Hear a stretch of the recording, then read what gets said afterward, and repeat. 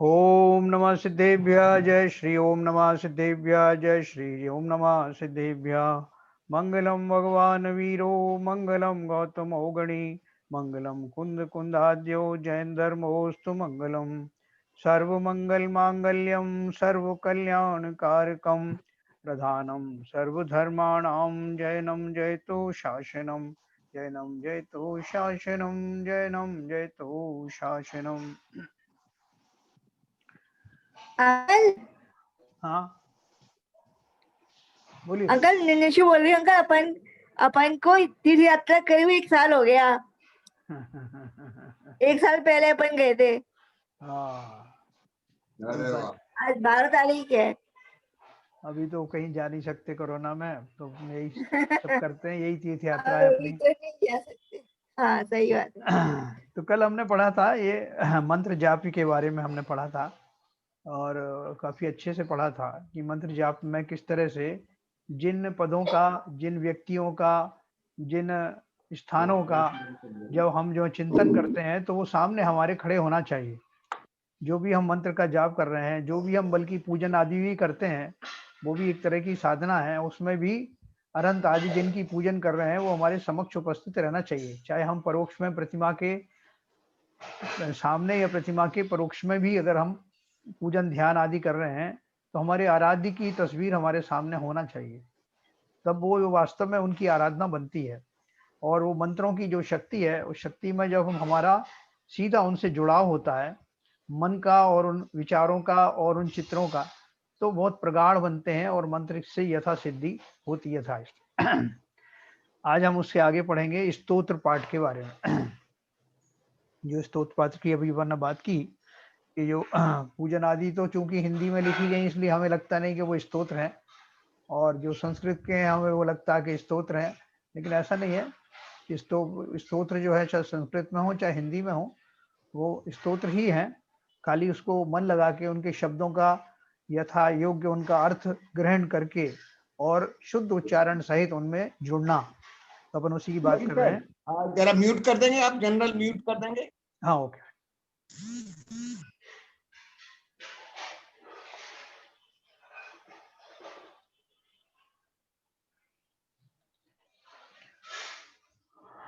मैंने आज से ये रिकॉर्डिंग चालू किया है इसका, तो ये भी रिकॉर्डिंग शुरू हो गया है।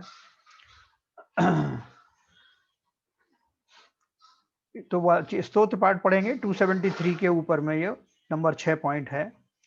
इसी प्रकार किन्हीं स्तोत्र आदि का पाठ करना भी यद्यपि यहाँ कुछ प्रयोजनीय हो सकता है, परंतु तभी जबकि मंत्र जाप की भांति उसके वाच्यार्थ का ग्रहण करते हुए किया जाए, है ना। यहाँ भी वाच्यार्थ जो है उसका अर्थ समझ करके, अर्थात स्तोत्र पाठ के साथ साथ उस भक्ति भाव का भी आपके हृदय में उद्भव हो जाए, जो कि कवि ने अपने भावों के अनुसार उसमें ग्रथित करने का प्रयत्न किया है। क्योंकि शांति, समता अथवा ज्ञाता दृष्टा भाव की जागृति के अभाव में देव पूजा आदि कोई भी धार्मिक क्रिया धर्म ध्यान नहीं कही जा सकती। हम तो अपनी उन क्रियाओं को धर्म ध्यान बनाना चाहते हैं ना, तो कैसे बनेगा? हम तो पूजन आदि को स्वाध्याय बनाना चाहते हैं, उसको हम धर्म ध्यान बनाना चाहते हैं, तो बन सकता है, क्योंकि उसमें सारी आवश्यक सामग्री तो है ना। उसमें आराध्य देव भी है, मेरे मन के भाव भी हैं, उनके प्रति स्तुति का भी भाव है, अपनी वर्तमान स्थिति का भी जो उसमें ज्ञान है, और जो मुझे भविष्य में जो बनना है उसका भी ज्ञान है। तो सारा कुछ मसाला तो है ना उसमें। तो उस मसाले को वास्तव में अपने उपयोग में कैसे लेके आऊं, उपयोगी कैसे बनाऊं, ये स्तोत्र पाठ के बारे में हम समझेंगे। तो बोल रहे हैं क्योंकि शांति, समता अथवा ज्ञाता दृष्टा भाव की जागृति के अभाव में देव पूजा आदि कोई भी धार्मिक क्रिया धर्म ध्यान नहीं कही जा सकती। मन ही जब बाजार में घूम रहा है अथवा अनेक विध विषयों का भोग करने में रत है, तो उसे धर्म ध्यान कहोगे या अर्थ ध्यान? यहाँ यह बात ध्यान में रखने योग्य है कि ध्यान का संबंध मन के साथ है, जिह्वा आदि किसी अन्य इंद्री के साथ अथवा शरीर के साथ नहीं। देखो बहुत इंपॉर्टेंट पॉइंट है ये, वर्णी जी ने बहुत क्लियर कर दिया है कि तुम्हारी बाकी सारी क्रियाएं, शारीरिक क्रियाएं मन के जुड़े बिना निरर्थक हैं। अगर मन जुड़ा है तो फिर भी वो सार्थक है, लेकिन मन ही नहीं जुड़ा तो शारीरिक क्रियाएं जो हम करते हैं वो कोरी आडंबर हैं। इसका यह अर्थ नहीं कि मंत्रोच्चारण अथवा पाठोच्चारण का निषेध किया जा रहा है। प्रत्युत यह है कि इन सकल क्रियाओं द्वारा ध्यान के उक्त लक्षण की अर्थात चित्त वृत्ति निरोध की यथार्थ सिद्धि होती रहे। मैं क्या चाह रहा हूं इसमें, ध्यान में मेरा चित्त जो है इधर उधर जो भागता है, उसकी जो वृत्ति, चंचल पने की जो वृत्तियां हैं, उनका निरोध हो जाए, अर्थात मन उस काल में स्थिर हो जाए। निषेध है उस क्रिया का जो कि अंतरंग प्रयोजन से निरपेक्ष बरत रही है। अंतरंग मेरा प्रयोजन तो कुछ और है, लेकिन हो रहा है कुछ और, मन कहीं और जा रहा है, दूसरी क्रियाओं में जा रहा है, दूसरे विषयों पे जा रहा है। और क्या होता है, क्यों होता है ऐसा? अभ्यस्त हो जाने के कारण ये मंत्र व पाठोच्चारण वास्तव में आज संस्कार की श्रेणी को प्राप्त हो चुके हैं। इनका उच्चारण करते समय बुद्धि का प्रयोग करने की आवश्यकता ही नहीं पड़ती। आज यह क्रिया मैकेनिकल, मशीन वत्सी हो गई है, अर्थात मन कहीं भी घूमता रहे, कैसे भी विकल्पों के जाल बुनता रहे, परंतु ग्रामोफोन के रिकॉर्ड की भांति मुंह अपना काम करता रहेगा, है ना। इधर अपन द्रव्य भी छोड़ते रहेंगे और पक्का वही द्रव्य छोड़ेंगे जो छोड़ना है, लेकिन इस बीच में मन कहाँ कहाँ घूम के आ गया, अभी भी घूम रहा है, और मैकेनिकल संस्कार बनने के कारण हाथ उन्हीं द्रव्यों को उठा के छोड़ रहा है जो छोड़ना है, लेकिन मन कहाँ है? ना वो मन द्रव्य से जुड़ा है कि वो द्रव्य की सार्थकता क्या है, ना उन पद्यों से मेरा कोई सरोकार है जिनके समापन होने के बाद वो अर्घ मेरे हाथ से छूटता है। तो बोल रहे हैं ग्रामोफोन के रिकॉर्ड की भांति मुंह अपना काम करता रहेगा और हाथ अपना। मुझे स्वयं को इतना भी पता नहीं चल पाएगा कि किस प्रयोजन को लेकर मैं यहाँ बैठा हूँ। उसने ठान लिया कि पूजन करने आया हूँ, तो मैकेनिकली अंदर घुसते ही बराबर से सारी क्रियाएं अपने आप चालू हो जाती हैं और उसी क्रम में चालू होती हैं जिसका मैं रोज करता हूँ और उससे अभ्यस्त हो जाता हूँ। अंतरंग में घूमा करूं राग द्वेष के संसार में और बाह्य में करता रहूं ध्यान। यह क्रिया जब कभी पहले पहल प्रारंभ की थी तब तो बुद्धि की कोटि में रहकर ही की थी, परंतु तब यथार्थ प्रयोग किया नहीं, और अब जबकि स्वयं यह अबुद्धि की कोटि में जा चुकी है, बुद्धि लगाकर भी मेरे प्रयोजन की सिद्धि कर नहीं सकती, अतः बेकार। तो यहाँ उन्होंने ये सिद्ध करने की कोशिश की कि जिस प्रकार की प्रक्रिया से मैं पूजा आदि करता हूँ, अभिषेक करता हूँ, शांति धारा करता हूँ, ये सारी क्रियाएं जब मैंने शुरू की थी तब भी उसमें बहुत ज्यादा ध्यान नहीं दिया था कि इनमें कैसे मन से जुड़ाव कैसे होना चाहिए। मैंने उनको मैकेनिकल क्रियाओं को सीख लिया था और आज मैं उसमें अभ्यस्त हो गया हूँ, इसलिए अब मैं कोशिश भी करता हूँ तब भी मन लगता नहीं, इन्हीं का आदी हो गया हूँ, बड़े गहरे संस्कार पड़ गए। तो इसलिए तो अपने बच्चों को जब ये संस्कार दो, पूजन आदि करना सिखाओ, तो स्वयं तो कभी सीखेंगे अपन कैसे उन पुराने संस्कारों को तोड़ें, लेकिन अपने बच्चों को या जिन्हें पहली बार सिखा रहे हैं उनको शुरू से ही शुद्ध उच्चारण के साथ में, अर्थ सहित व्याख्या के साथ में, पूरे मनोयोग के साथ में उन क्रियाओं से जुड़ने के लिए हम उनको समझाएं। और हम चूंकि अब उसके अभ्यस्त हो गए हैं, लेकिन हम साथ में इतने समझदार भी हैं कि अब हमको ये बात समझ में आ गई है कि उन पूरी क्रियाओं से कुछ होने वाला नहीं। हम आए और हमने वो जो पूजा पाठ स्थापना करी और सब जो है अपने रिद्धि पाठ आदि पढ़े, वो सब शुरू हो गए। ज्यादा से ज्यादा हमने अपने कुछ कर ली कि फलाने दिन ये पूजा करेंगे, ढिमके दिन ये पूजन करेंगे, वो कर ली, वो भी सब यंत्रवत चल रही है। और हमको लगता ही नहीं कि किसी पूजा में अलग भाव है। हमें तो उसमें जब अर्घ आता है तो वो अर्घ चढ़ा देते हैं, जब कैसी विचित्र बात है। इसलिए वर्णी जी ने यहाँ इनडायरेक्टली हिंट दिया है कि ऐसी कोरी पूजा का कोई लाभ नहीं है ना। फिर आगे देखो लिखा है, अब जबकि स्वयं यह अबुद्धि की कोटि में आ जा चुकी है, बुद्धि लगाकर भी मेरे प्रयोजन की सिद्धि कर नहीं सकती, अतः बेकार है। अब प्रश्न यह होता है कि मंत्र जाप या स्तोत्र पाठ आदि के द्वारा इस प्रयोजन की सिद्धि कैसे हो। लीजिए, छोड़ दीजिए मैकेनिकल प्रक्रिया को या किसी भी रटे हुए पाठ आदि के उच्चारण को और स्वतंत्र रूप से अपनी बुद्धि का प्रयोग करके उठाइए कुछ विचार अपने भीतर गद्य या पद्य में या मात्र अपने अंतर जल्प में। देखिए कितना पुरुषार्थ करना पड़ेगा आपको इस प्रक्रिया में। बुद्धि या उपयोग का कार्य एक समय में एक ही चल सकना संभव होने के कारण इस प्रक्रिया के करते हुए आपको अपने मन को जबरदस्ती उन विचारों में केंद्रित करना पड़ेगा और वह अपनी इच्छा से इधर उधर नहीं भाग सकेगा, है ना। शुरू शुरू में क्या करें कि बहुत तगड़ा संस्कार बन गया है उन क्रियाओं में मस्त हो जाने का। तो अब जब उस तंद्रा को मैं तोड़ूंगा तो पहले बड़ा परिश्रम करना पड़ेगा और शुरू शुरू में वैसे भाव हो सकता है ना भी आए, लेकिन धीरे धीरे करके अभ्यास से जैसे मैंने वो संस्कार डाले थे ऐसे ही नए संस्कार मैं डाल सकता हूँ। फलतः लौकिक रूप वाले तेरे मेरे के विकल्प रुक जाएंगे और वीतरागता, निर्विकल्पता तथा शांति का वेदन प्रकट हो जाएगा। बस हो गई ध्यान के प्रयोजन की सिद्धि।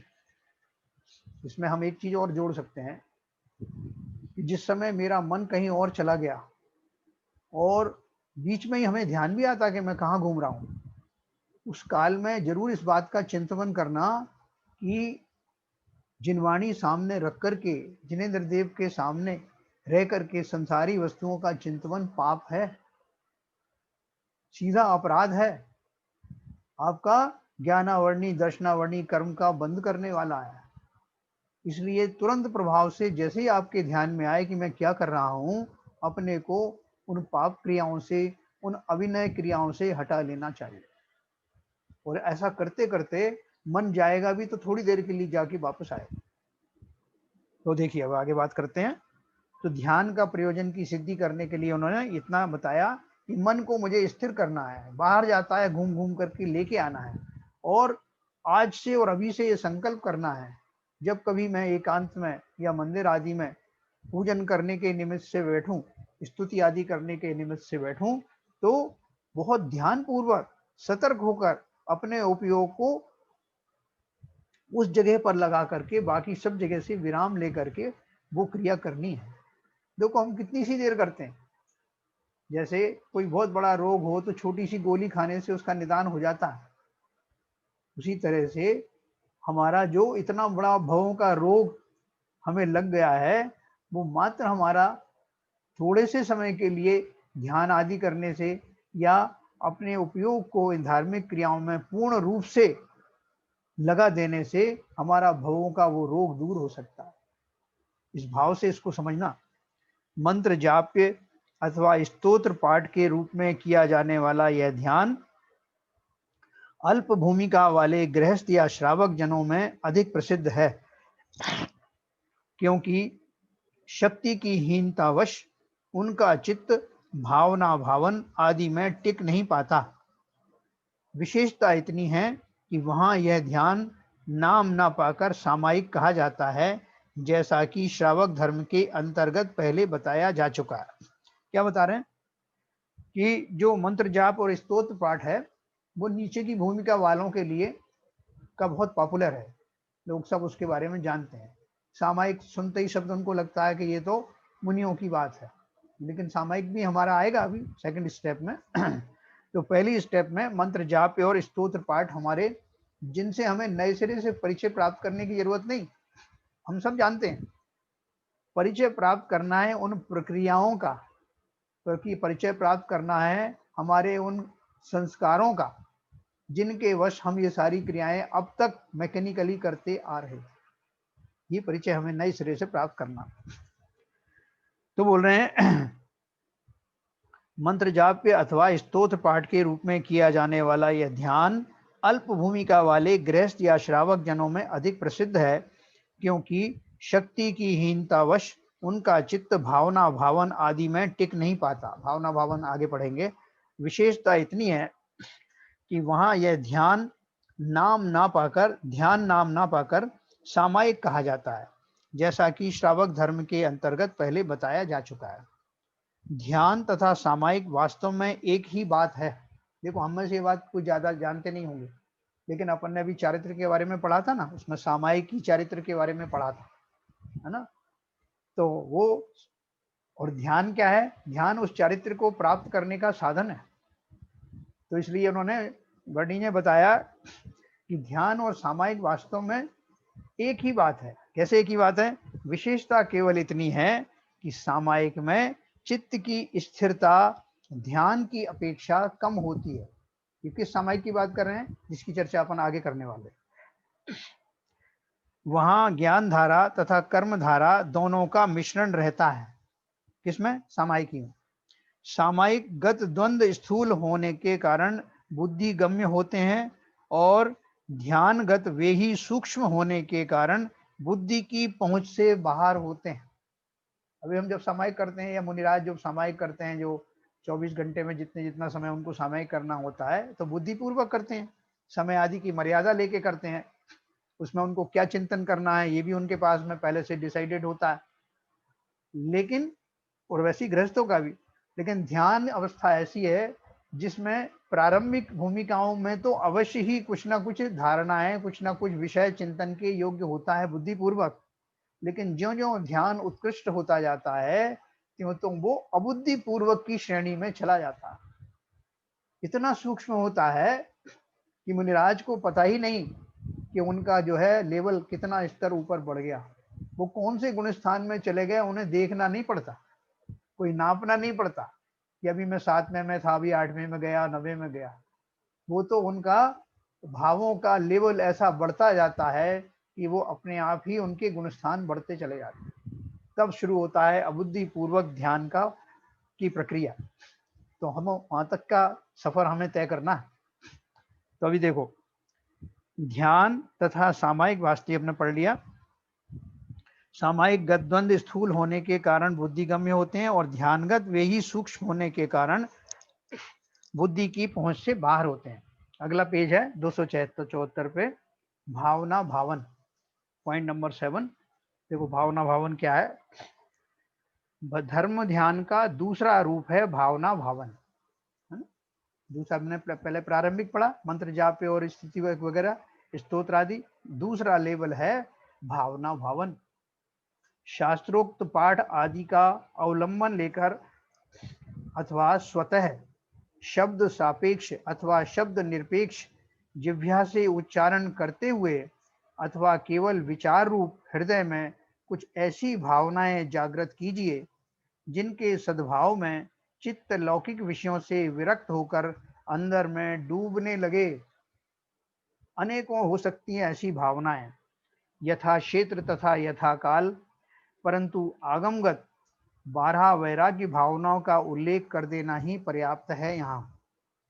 यद्यपि इनका विस्तार आगे किसी प्रकरण में किया जाने वाला है, तथापि प्रयोजनवश यहाँ भी उनका उल्लेख करने में कुछ हानि नहीं है, क्योंकि वहाँ इनको जिस रूप में प्रस्तुत किया गया है, यहाँ उनका उससे कुछ भिन्न प्रकार का रूप होगा।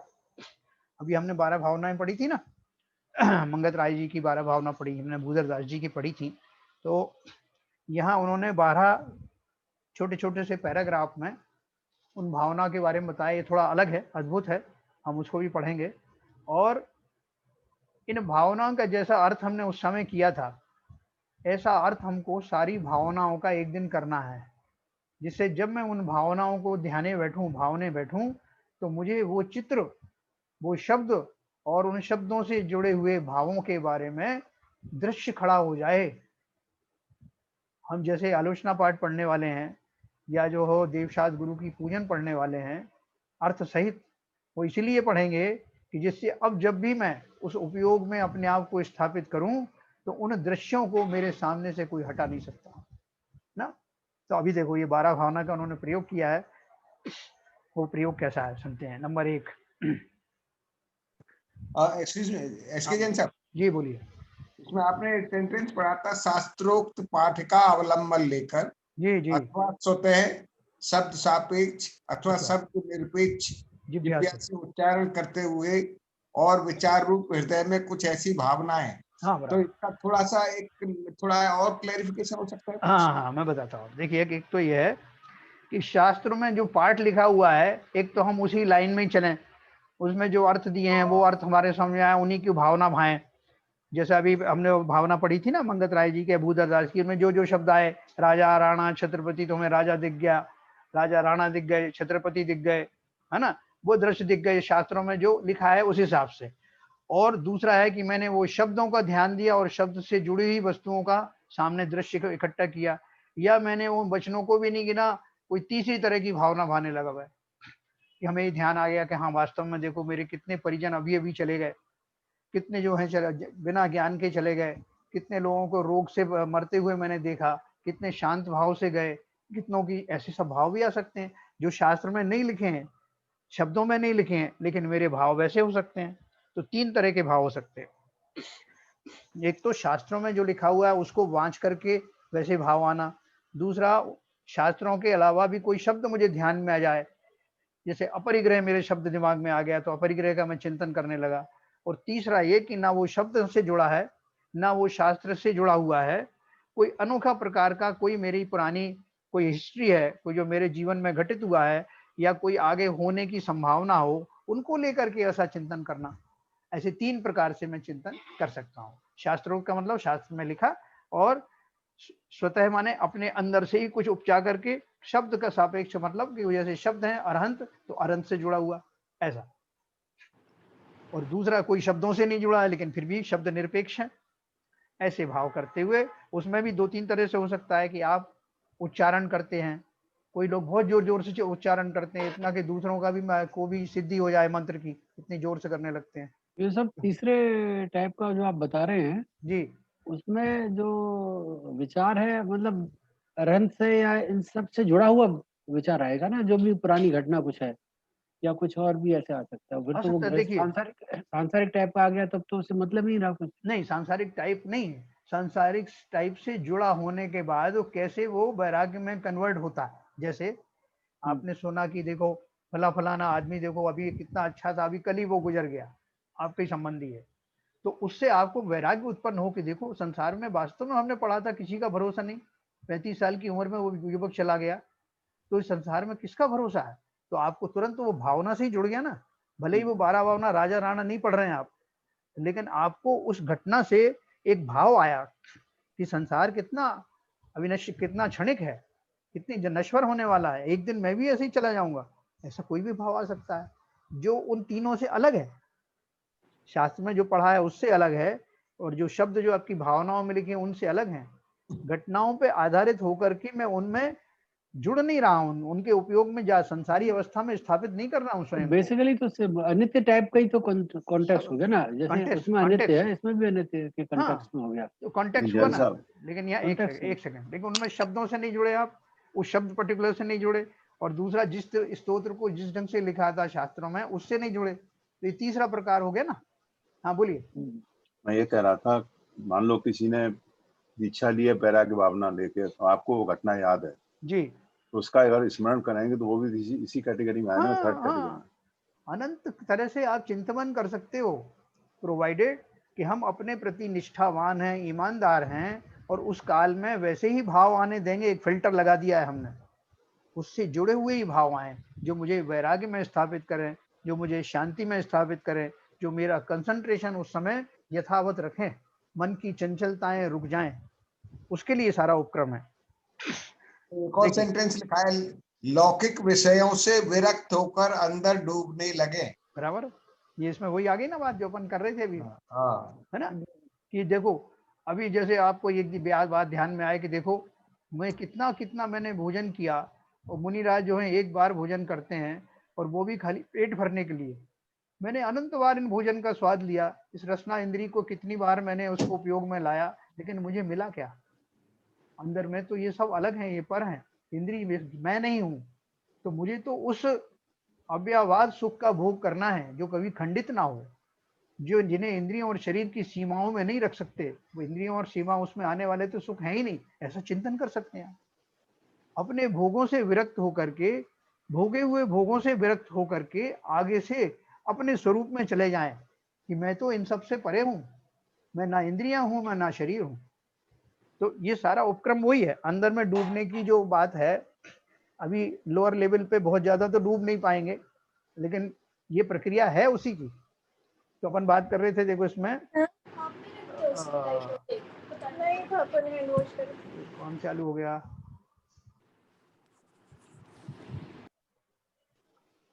एक मिनट।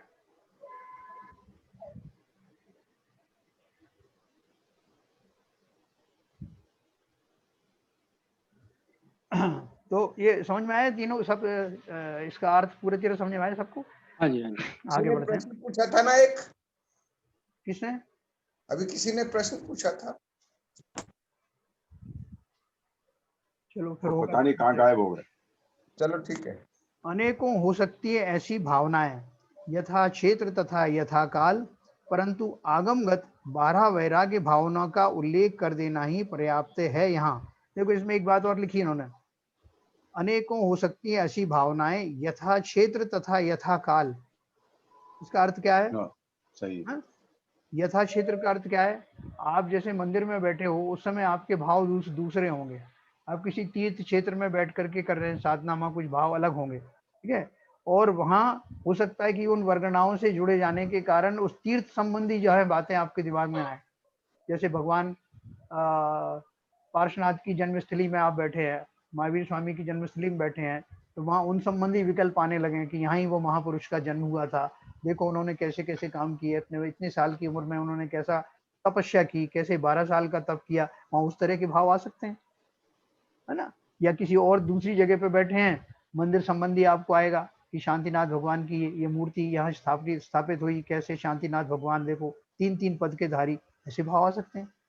लेकिन मूल बात यह है कि उन भावों को सांसारिक लौकिक दशाओं से हटाकर अपने वैराग्य में स्थापित करें, स्वयं में स्थापित करें, और उन मंत्र आदि के निमित्त से अपने कषायों को रोकते हुए अपने भावों को धार्मिक क्षेत्रों में कंसंट्रेट करें। ये हमारा मूल उद्देश्य होना चाहिए। तो वर्णी जी ने खाली हमको ये गाइड किया है कि आपको भाव कैसे कैसे आ सकते हैं और कैसे आपको अपना भला करना है। तो यद्यपि इनका विस्तार देखो यहाँ लिखा ना, यथा क्षेत्र तथा यथा काल, परंतु आगमगत 12 वैराग्य भावनाओं का उल्लेख कर देना ही पर्याप्त है यहाँ। उनका कहने का अर्थ है कि यहाँ उनका अर्थ नहीं बता रहे हैं, लेकिन उन्होंने दूसरे तरह से इनका अर्थ बताया है, वो अपन पढ़ेंगे, वो भी हमारे लिए बहुत लाभप्रद रहेगा। पहला नंबर,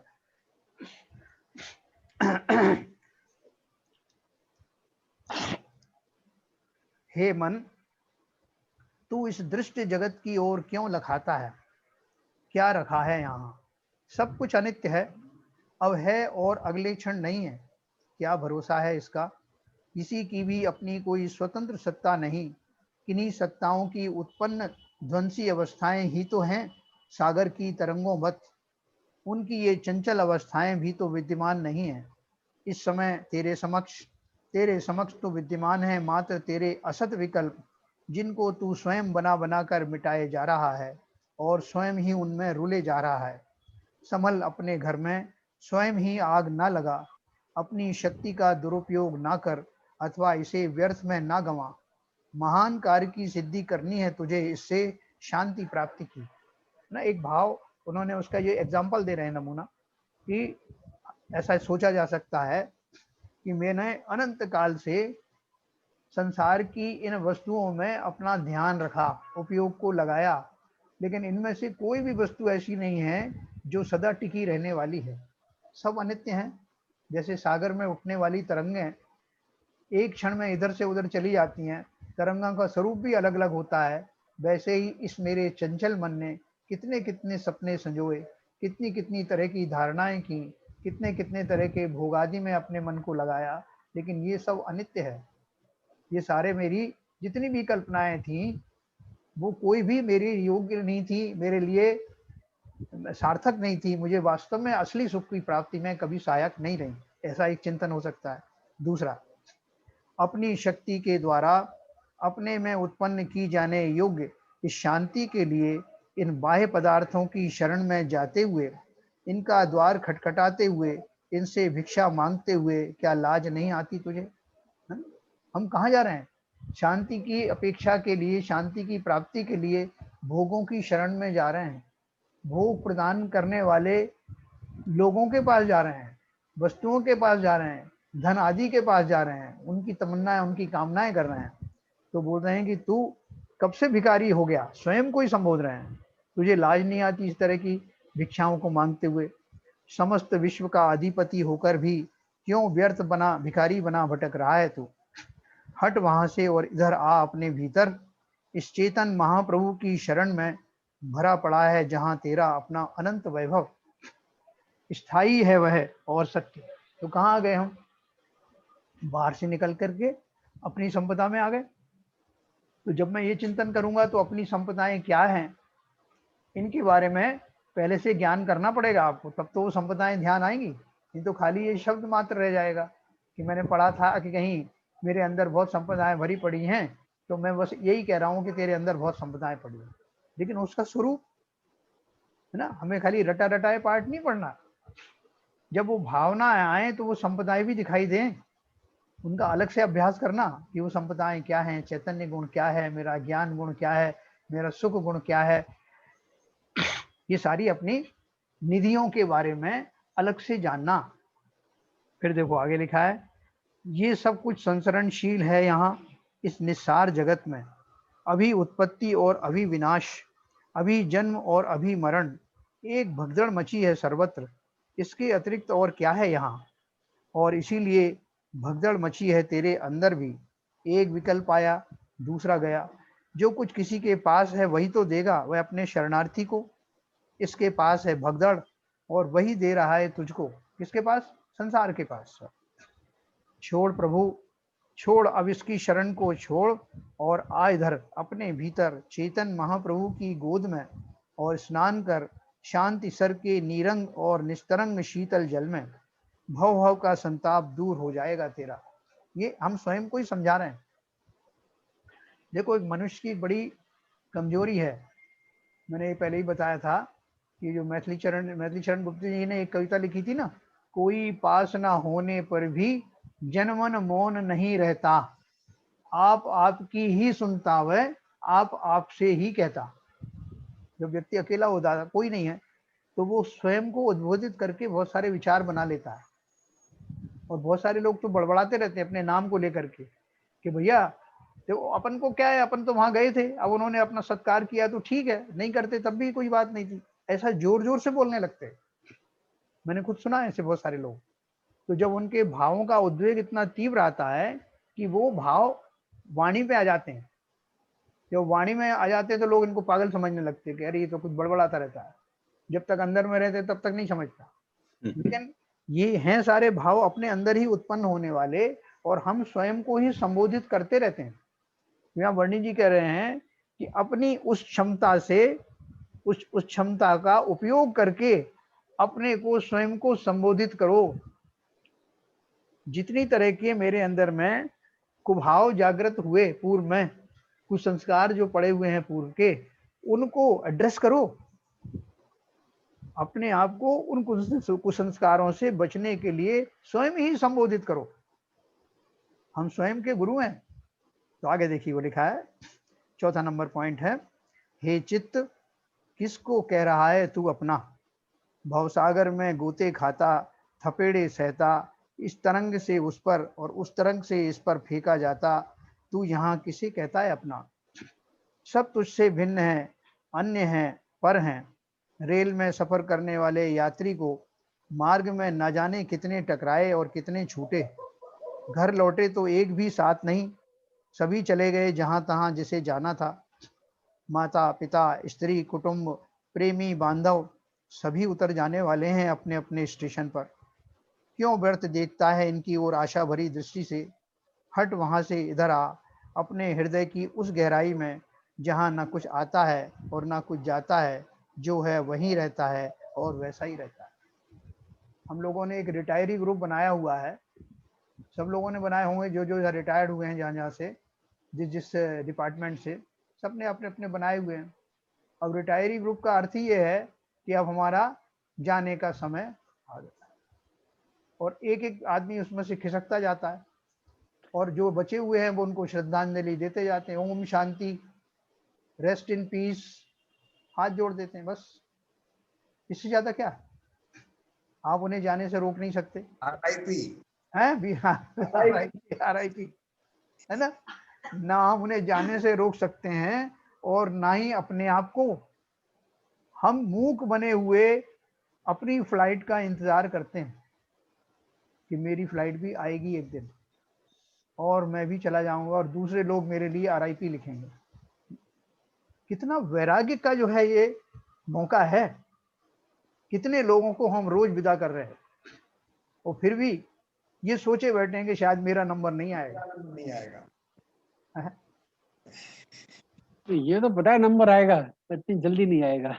नहीं पता भी है अंदर से ये तो पता है सबको कि आएगा एक्सेप्टेंस नहीं नंबर। है, अभी तक बचा हुआ हो। अंदर से एक्सेप्टेंस नहीं होती है, मजबूरी सी लगती है कि क्या करें यार, सब जा ही रहे हैं, क्या पता मैं भी जाऊं, लेकिन अभी तो कम से कम नहीं गया, अभी आज तक तो नहीं मरा ना। कैसा भाव आता है। रोज हम जाते हुए देखते हैं हमारे सामने से, लेकिन हमें वैराग्य नहीं आता। जैसे ये चले गए और उनका स्वरूप, उनका पूरा जीवन गाथा हमारे सामने होती, जो चले गए, और हमें ये जरा भी विचार नहीं आता कि ये क्या करके गए और क्या लेके गए। जब ये कुछ नहीं करके गए, कुछ लेके नहीं गए, तो मैं अपने जीवन का सिंहावलोकन करूं कि मैंने अब तक क्या लेके आया हूं, क्या प्राप्ति की है। एक क्षण दूसरे ही दिन हो सकता है कि मेरे लिए समाचार आ जाए, किसे पता। तो मेरा लेखा जोखा तो मैं करूं कि आज तक मैंने क्या कुछ प्राप्त किया है और नहीं किया है, तो मैं शीघ्रता करूं इससे पहले कि मैं भी उस लिस्ट में आ जाऊं। क्या मैं अपना भला नहीं कर सकता? हर घटना संसार में आपको कुछ ना कुछ शिक्षा देती है। ये कितनी बड़ी शिक्षा है कि मैं अपने सामने अपने स्वजनों को जाते हुए देख रहा हूं और मैं कुछ कर नहीं सकता, खाली मैं उसमें दुखी तो हो जाता हूं, कुछ क्षण के लिए आंसू बहा देता हूं, कुछ उनके संदेश लिख देता हूं, लेकिन उन घटनाओं से स्वयं का भी ऐसा होने वाला है, ऐसा चिंतन गहराई में आता नहीं, ऐसा वैराग्य उत्पन्न नहीं होता। इसलिए उन्होंने दयानंद राय जी ने कहा, एक घड़ी मत विसरो करो नित, आओ जममुख बीच में, कब आयु का जबड़ा बंद हो जाए आपको पता नहीं। तो अगला वाला सेंटेंस पढ़ेंगे।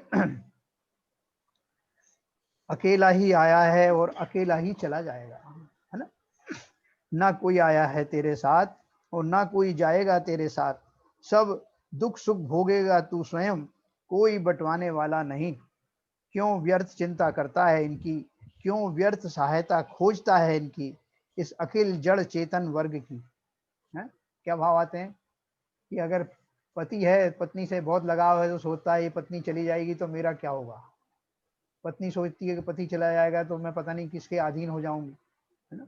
ये सारे चिंतन हमारे मन में आते हैं, लेकिन हम ये नहीं सोचते कि हम आए थे, जब भी अकेले आए थे, कहाँ से आए थे ये भी पता नहीं, अपना एड्रेस भी पता नहीं, और कहाँ जाएंगे ये भी पता नहीं, और कोई किसी को साथ लेके जा नहीं सकता। तो अकेला आया है अकेला जाएगा, ना कोई आया है तेरे साथ ना कोई जाएगा तेरे साथ, सब दुख सुख भोगेगा तू स्वयं, कोई बटाने वाला नहीं। क्यों व्यर्थ चिंता करता है इनकी, क्यों व्यर्थ सहायता खोजता है इनकी, इस अखिल जड़ चेतन वर्ग की। ना कुछ अनुकूल है यहाँ ना प्रतिकूल, ना इष्ट है ना अनिष्ट, हट यहाँ से, आ अपने भीतर देख इस चैतन्य महाप्रभु को। यही है तेरा पिता और माता, यही है तेरा पुत्र और पत्नी, सब कुछ यही है, इष्ट भी और अनिष्ट भी, शत्रु भी और मित्र भी, इसके अतिरिक्त कुछ नहीं। इसमें से ही उद्भव हुआ है तेरा और तेरे सर्व द्वंद्वात्मक विकल्पों का, तथा इसी में समा जाने वाला है तू और तेरे ये सकल द्वंद्व। यही है ईश्वर, सृष्टा कर्ता धर्ता और संहर्ता, सकल जगत का, बाह्य जगत का और अभ्यंतर जगत का।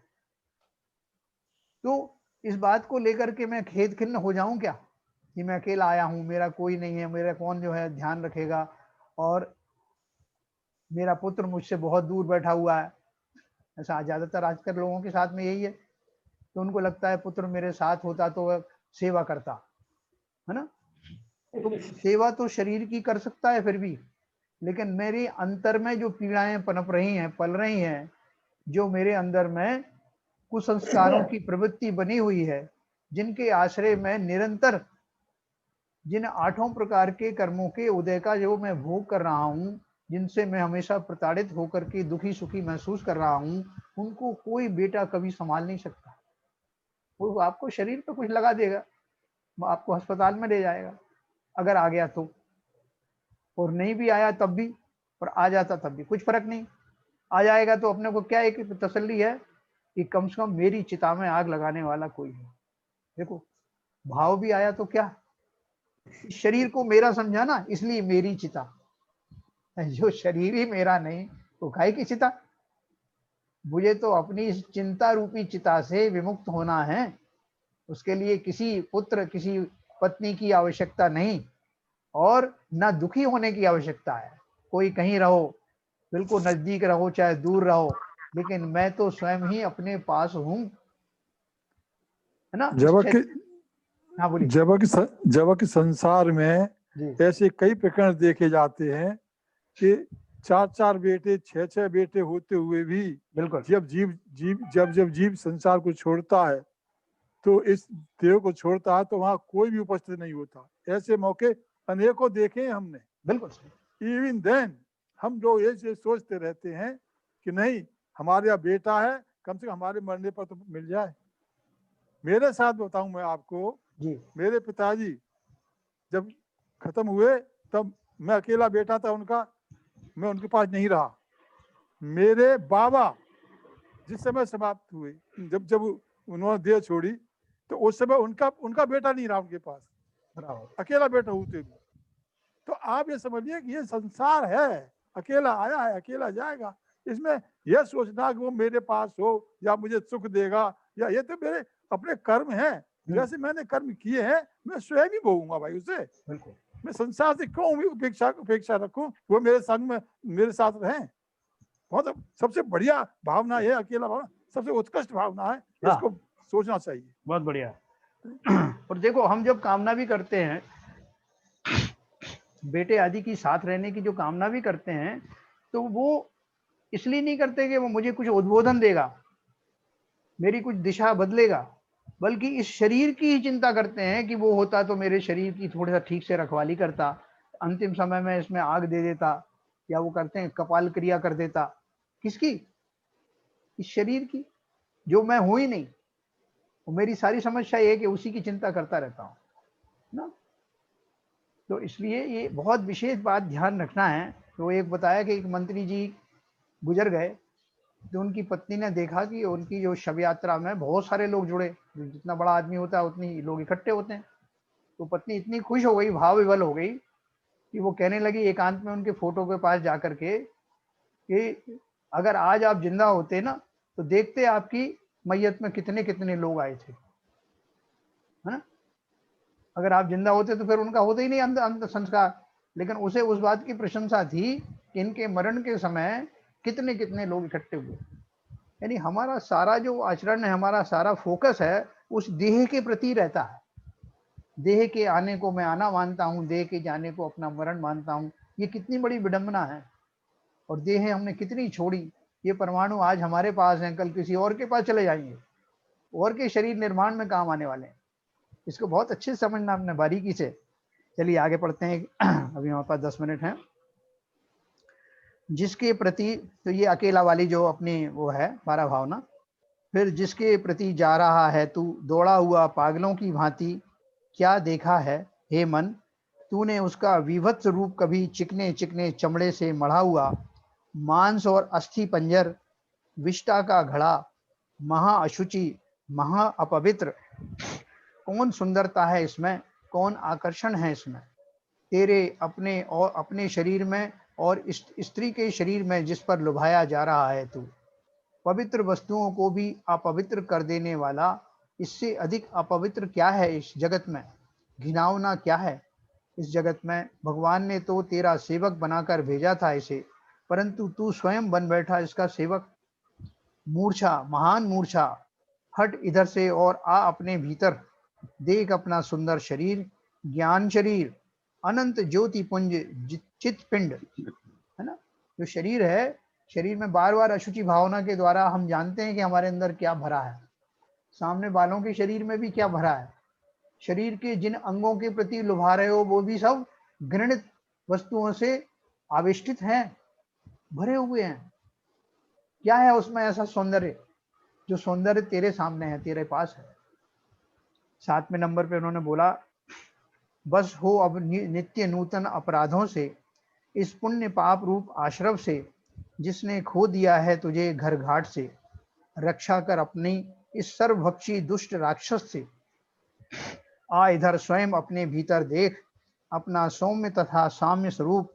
इस ज्ञान दर्पण में जहां ना है मैं, ना तू, ना मित्र, ना शत्रु, ना सज्जन, ना दुर्जन, ना ऊंच ना नीच, ना इष्ट ना अनिष्ट, ना जन्म ना मरण, ना हानि ना लाभ, ना ग्राह्य ना त्याज, है केवल चित ज्योति अखंड व अगम्य।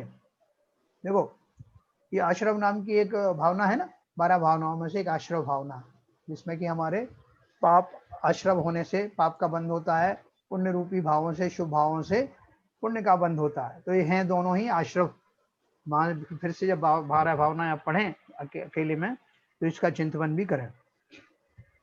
अगला है, दबाले प्रभु दबाले इन सर्व बाह्याश्रित द्वंद्वों को, संवरण कर दे इनका, उनका जिन्होंने की नष्ट कर दिया है तुझे, रुला रखा है तुझे, चंचल जगत की ओर देखने से ही तो भटक रहा है तू।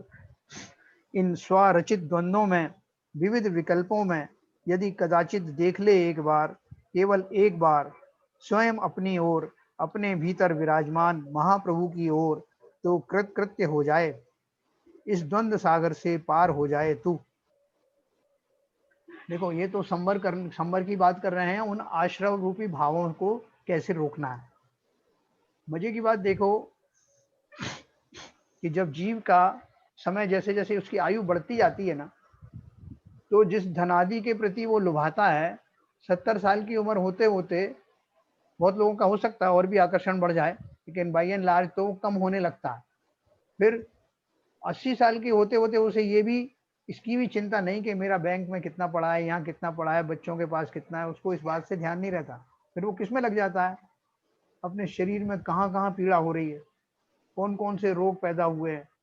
थोड़ा बहुत कभी सुन भी लेता है कि हाँ व्यापार में कुछ हो रहा है, या कुछ बच्चों का जो काम चल रहा है, कुछ सामान आ रहा है, फिर और ऊपर जाता है, 80 से 85 साल की उम्र में जाता है, तो उसको बिल्कुल भी धन आदि के प्रति भाव आते नहीं। अंदर में जरूर संस्कार पड़े रहते हैं, लेकिन अब तो वो अपनी शरीर की पीड़ाओं, उसका जो चिंता है वो दूसरी जाति की होने लगती है। अब वो ये भी नहीं समझता कि मेरा बैंक का बैलेंस में क्या है, कौन से बैंक में क्या पड़ा है, उसको कहाँ करना है, किसको कहाँ, कुछ नहीं। अब तो अपनी शरीर की पीड़ाओं में इतना ज्यादा मग्न है, उसे दूसरे भाव आते नहीं। जिन धन आदि को, जिन परिग्रह को इतनी चिंता के साथ, इतनी परिश्रम के साथ ने उसे इकट्ठा किया था, उस आयु के उन क्षणों में आते आते उनका उसे कोई विकल्प नहीं रहता। अब रहता है खाली पक्का दैहिक, और उससे ऊपर की आयु में तो अबुद्धिहीन हो जाता है। कोई कोई की जबान भी बंद हो जाती है, वो अपने एक्सप्रेस भी नहीं कर पाते कि उन्हें क्या हो रहा है। अपने को होने वाले सारी अनुभूतियां अपने तक ही समेट के रह जाते हैं। तो ऐसी दशा आने से पहले हमें इस बात पे पुनरावृत्ति, पुनरावलोकन करना पड़ेगा कि हमने अभी तक जितने खोटे भाव किए हैं, उनसे बंद ही बंद किया है, खोटा बंद किया है। कम से कम अब इस अवस्था में आकर के, इससे पहले कि मैं अबुद्धि पूर्वक वाली श्रेणी में चला जाऊं कि मेरी बुद्धि भी काम नहीं कर रही, वो वाली अबुद्धि बोल रहा हूं, उससे पहले पहले हमको इसका पूरा लेखा जोखा करना है कि मैंने जीवन में क्या कमाया। क्या कमाया कर, क्या धनादि की बात नहीं, मैंने अपने धार्मिक क्षेत्र में, मैंने अपने भावनात्मक क्षेत्र में क्या हासिल किया, कितना धर्म मेरे जीवन में आया, कितने संस्कार बदले। तो बोलते हैं ना कि मैं वहां जाऊंगा तो क्या मुंह दिखाऊंगा। वहां कहाँ जाने वाले हैं हम सब जाने वाले हैं ना कहीं। किसको मुंह दिखाऊंगा, अपनी ही उस पर्याय में जाकर के मैं अपना क्या मुंह लेकर के जाऊंगा कि देखो मैं मनुष्य था, अब जाकर के मैं मच्छर बन गया, क्या मुंह लेकर के आया। इससे पहले कि ऐसी दशा हो, मैं अपना पूरा लेखा जोखा करना शुरू करूं, समराइज करूं कि मैंने अब तक की यात्रा में क्या पाया, और अब जो क्षण बचे हैं उसमें तेजी से काम करना होगा। समय नहीं बचा हमारे पास। ठीक है ना। तो ये चिंतन, इसमें संवर की भावना आ गई। उसके बाद और फिर यह दुष्ट संस्कार राशि भी जिसे पुष्ट किए जा रहा है तू, नित्य नूतन अपराध कर करके भूखे मरते छोड़ जाए तेरा घर, क्षीण होकर झड़ जाए सब पतझड़ की भांति, निर्जरा हो जाए इनकी, तू हो जाए निश्चिंत व अभय इनसे तथा इनके आतंक से। जब इनकी कुछ बात ही नहीं पूछेगा तू, तो क्या बिगाड़ सकेंगे ये तेरा, और वास्तव में ये हैं भी तो नहीं तेरी कल्पनाओं के अतिरिक्त कुछ। देखो अब बहुत कठिन काम आया है कि जो मैंने पूर्व में जो कुसंस्कार बांध लिए, धारण कर लिए, उन शरीर आदि के प्रति होने वाले मेरे विकारी भाव, ऐसे संस्कार मेरे जो पड़ गए हैं, उन धन आदि के प्रति, परिग्रह के प्रति, अपने सगे संबंधियों के प्रति, उन संस्कारों से निवृत्ति का समय आ गया है। वैसे तो जीवन भर मुझे करना था ये, लेकिन नहीं कर पाया, अज्ञानवश नहीं कर पाया। तो तुरंत प्रभाव से इस पूरी अवस्था का चिंतन करके उन कुसंस्कारों को, पहले तो उनकी लिस्ट बनाना कौन कौन से कुसंस्कार मेरे अंदर पड़े हैं, और उनको एक के बाद एक बलपूर्वक, संकल्प पूर्वक उनसे छुटकारा प्राप्त करना है। समय नहीं है, समय बहुत कम। अगला देखिए, देख चेतन, देख अपनी महिमा, तीन लोक का अधिपति है तू, इसका ईश्वर तथा परमेश्वर है तू, तुझ में से ही निकला आ रहा है सब कुछ, और तुझ में ही लीन हुआ जा रहा है सब कुछ। सागर की तरंगों वत अंतरंग का यह वैकल्पिक लोक, जिसका ना ओर है ना छोर है, यह व्यवहारिक जगत है, केवल इसका प्रतिभास अभूतार्थ व असत्यार्थ संभवता इसलिए कि कदाचित तृप्त हो सके तू इंद्रियों द्वारा प्रत्यक्ष करके अपनी इस महान कला का, परंतु तू तो समझ बैठा है इसको ही सब कुछ और भूल गया अपनी कला को। कदाचित समझ पाता तो तू अपने इस कौशल को, अपने इस परिपूर्ण विज्ञान को विकल्प करना और अगले ही क्षण साकार कर देना, उसे एक शरीर का आविष्कार करके। बता तो सही कि इसके अतिरिक्त और क्या है यह जिसे तू कहता है लोक। लोक भावना अपन ने पढ़ी थी ना। तेरे विविध संसारों शरीरों का संघात ही तो है, कुछ जीवित शरीरों का, कुछ मृत शरीरों का, अथवा उनके नाम रूपों का, इसके अतिरिक्त और क्या है ना। हमने लोक के बारे में जाना कि भैया ये 14 राजू ऊंचा, और ये सब जो कुछ लोक है उसकी संरचना कैसी हुई, उसमें कितने कितने जो स्वर्ग हैं, नरक हैं, उनका रूप तो हमने पढ़ लिया, और पढ़ने के बाद उनको रट भी लिया, लेकिन उनमें मैं कहाँ खड़ा हूँ, उनमें मैं क्यों घूम रहा हूँ, मेरी क्या क्या दुर्दशाएं हो रही हैं, ये मैंने चिंतन किया नहीं, है ना। बार बार मर करके फिर मैं आ जाता हूँ, फिर मरता हूँ, और यही मेरा चक्र इस लोक में चलता रहता है। अगला है, हे त्रिलोकाधीश, क्यों लुभाता है इसमें, क्यों क्यों लालसा करता है इसकी, सभी कुछ तो सुलभ है, इससे अधिक सुलभता क्या, कल्पना की और तुरंत हो गई वो साकार, पद पद पर बिखरे पड़े हैं यूं ही बेकार से, तेरी कल्पनाओं के साकार रूप अनेकों बार ग्रहण कर करके छोड़ चुका है, बना बना कर तोड़ चुका है ना। लेकिन लास्ट में क्या लिखा है, तेरी अपनी निधि बोधि ज्ञान, लौकिक विषय ज्ञान नहीं और ना ही शाब्दिक शास्त्र ज्ञान, प्रत्युत तात्विक आत्मविज्ञान, भीतरी जगत को प्रत्यक्ष कराने वाला रहस्य ज्ञान गुरु कृपा के बिना संभव नहीं है। जो तज इस लोक की शरण और पकड़ उनकी शरण, उनके द्वारा प्रदत्त आलोक की शरण। ये कौन सी भावना थी, बोधि भावना, बोधि भावना, है ना। जहां से मुझे ज्ञान मिले उन गुरुओं की शरण में जाना, जिन लौकिक जीवों के, लौकिक संबंधियों की शरण में पड़ा था, वहां से हट जाओ और शरण में आओ उनके जहां से वास्तविक बोधि की प्राप्ति होती है। और अंतिम भावना थी, और इसी से जान पाएगा तू अपना स्वभाव, अपना धर्म, चिदानंद का मर्म, समता रस, शांति क्षुधा, मुक्ति निर्वाण, और खो जाएगा तू, लीन हो जाएगा तू उसमें सदा के लिए, ना रहेगा तेरा यह मन और ना रहेंगे उसके द्वंद्व। ये हमारी धर्म भावना, लास्ट वाली 12 भावना। इसका थोड़ा सा अलग टाइप से स्वरूप किया कि जब हम उनका चिंतन करें उन भावनाओं का, तो इस तरह का चिंतन भी किया जा सकता है। तो सब लोगों को ये भावनाएं समझ में आई? yeah. हाँ? जी तो सब इसमें वास्तविक में सब वास्तविक में तो ये भावनाओं का ही अब सही सही सही अर्थ तो यही है।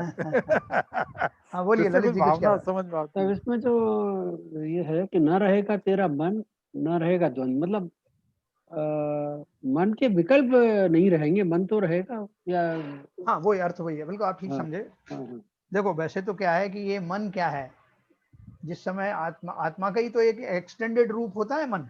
हाँ, जो भाव मन है वो आत्मा का ही एक्सटेंडेड रूप होता है। संसारी दशा में उसकी आवश्यकता इसलिए पड़ती है कि वहां से हमारा विचारों का उद्गम होता है। जिस तरह हमने इंद्रियों के पीछे के जो हमारे आत्म प्रदेश हैं, वो उनको वो जो है उस तरह के भावों के लिए नियुक्त कर रखा है कि नाक के पीछे होने वाले आत्मा के भाव उस विषय संबंधी अनुभूतियां करते हैं। उसी तरह मन के पीछे होने वाले आत्मा के प्रदेश मन संबंधी विचार आदि के लिए वो नियुक्त हैं। लेकिन जब ऊंची दशा में आते हैं तो उन मन की आवश्यकता नहीं हो जाती, तो अनंत बन जाते हैं तो मन नहीं रहता, वो फिर तो उनका सीधा आत्मा से ही रहता है। ये मन जो अभी हमको मिले हैं ये सब उपकरण के रूप में, जैसे इंद्रियां उपकरण है। और जब हमें अंधे को जब जो है दृष्टि लौट आती तो चश्मे की आवश्यकता नहीं पड़ती। उसी प्रकार से जब हमारे इन उपकरणों की आवश्यकता नहीं पड़ती, मन की भी नहीं पड़ती, डायरेक्ट आत्मा से हमारा व्यापार चलता है, वो ऊंची चेतना की उस लेवल की बात है। ठीक है ना। अभी तो विकल्प, मन से विकल्प उत्पन्न होते हैं, फिर विकल्प समाप्त हो जाएंगे। ठीक है ना। जब तक इंद्रियां हैं तब तक मन है। जी जब इंद्रियां समाप्त हो जाएंगी, इंद्रियों का विकल्प समाप्त हो जाएगा, मन भी समाप्त हो जाएगा। तो इस तरह इंद्रियों से का तो आप सबको अच्छा लगा होगा कि हमने आज थोड़ा सा चिंतन किया है। और इस तरह का ध्यान हमको एकांत में बैठ करके शुरू कर देना है। भले ही शुरू में कुछ भी उबड़ खाबड़ जो कुछ भी समझ में आए, दिशा हमने ले ली है, उस दिशा में चिंतन करना शुरू कर देना है आज से और अभी से।